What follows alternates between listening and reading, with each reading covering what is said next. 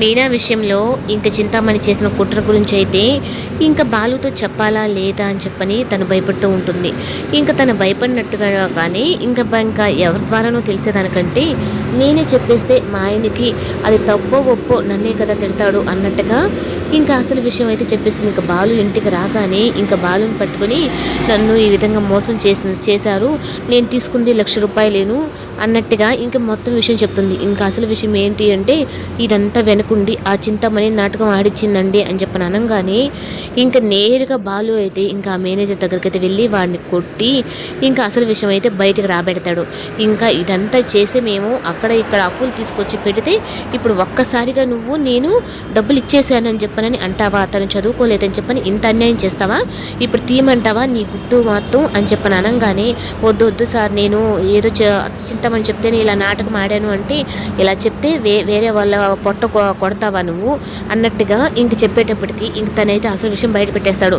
చింతమణి గారు ఇదంతా నాటకం ఆడిచ్చారు అన్నట్టుగా, ఇదే విషయం మీ ఓనర్ దగ్గరకు వచ్చి చెప్తావా లేదంటే లేస్తా నేను చెప్తాను అని తను కూడా అయితే అలాగే చెప్తాడు. ఇంకా అలా చెప్పిన తర్వాత ఇంకా అందరూ ఊహించినట్టుగానే ఇంక ఈ లోపలైతే తను చాలా వరకు తను ఇది వరకట్లా కాకుండా ఇప్పుడు చాలా మంచిగా ఆలోచిస్తున్నాడు అని చెప్పని మీనా కూడా అనుకుంటుంది.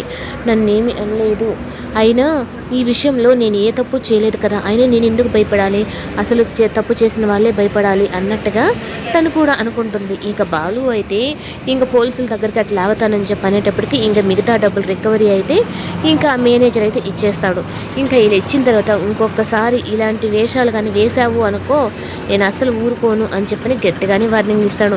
ఇంకా ప్రభావతి అయితే ఇంకా డబ్బులు తీసుకురాలేదని చెప్పనని నా కొడుకు కోడలే మోసపోయారు అని చెప్పని అనుకున్నాను, మీరిద్దరూ దేశాన్ని ఉద్ధరించే పెద్ద మేధావులు కదా, ఆయన మీరిద్దరు ఎందుకు మోసపోయారు అన్నట్టుగా ఇంక ఎక్కిలికి మాటలైతే మాట్లాడుతూ ఉంటుంది. మేము మోసపోయినా మా డబ్బులు మేము రికవరీ చేసుకున్నాం, అలా నీ కొడుకు కోడలు రికవరీ చేసుకున్నారా అని చెప్పానంటే మీ విషయంలోకి మరి మా విషయాలు ఎందుకు తీసుకొస్తున్నారని రోహిణి అంటుంది. మరి మా డబ్బులు మేము పోగొట్టుకున్నాము, మరి మీరెందుకు మీ అత్తగారు ఎంత గుచ్చి మాట్లాడుతున్నారు. ఇంకా అలా మాట్లాడేసరికి ఇంట్లో మళ్ళీ ఒక పెద్ద యుద్ధమే జరుగుతుంది. వాళ్ళ డబ్బులు వాళ్ళు రికవరీ చేసుకున్నారు కదా, మీరేమన్నా అలా చేసుకున్నారా అని ఇంక సత్యం కూడా బాలు మీనాకే వత్తాసు పలికినట్టుగా మాట్లాడితే మీరు ఎప్పుడు వాళ్ళ పార్టీ అని నాకు తెలుసండి అని ప్రభావతి అంటుంది.